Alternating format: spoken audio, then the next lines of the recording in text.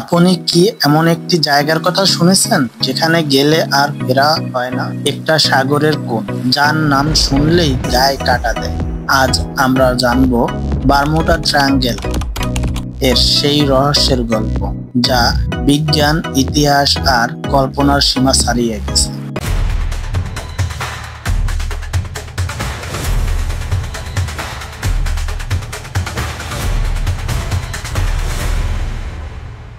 Atlantic মহাসাগরের একটি নির্দিষ্ট অঞ্চল বারমুডা, ফ্লোরিডা ও পুয়ের্তো রিকোর মাঝখানে অবস্থিত এক কালো ত্রিভুজ, যেখানে বহু বছর ধরে শত শত জাহাজ, বিমান আর মানুষ রহস্যজনকভাবে নিখোঁজ হয়ে গেছে।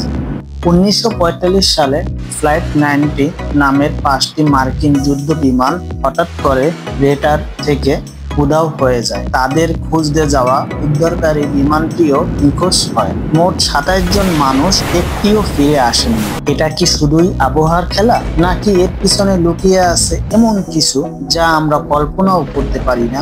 কেউ বলেন সেখানে টাইম ওয়ার্পস আছে, সেখানে যেমন থেমে যায় বা অন্যদিকে বেঁকে যায়। আবার কেউ বলে সাগরের নিচে লুকিয়ে আছে এলিয়েনদের গোপন ঘাঁটি।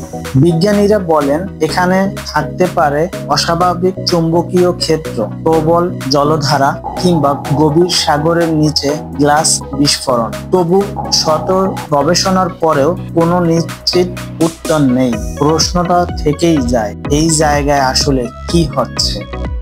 সত্যি কি আমরা একদিন জানতে পারবো, নাকি এই রহস্য চিরকাল অন্ধকারেই ঢাকা থাকবে, বারমুডা ট্রায়াঙ্গেলের মতোই গভীর? আপনার কি মতামত? আপনি কি মনে করেন এই রহস্যের পিছনে রয়েছে প্রকৃতির ঘটনা, নাকি অজানা কোনো শক্তি?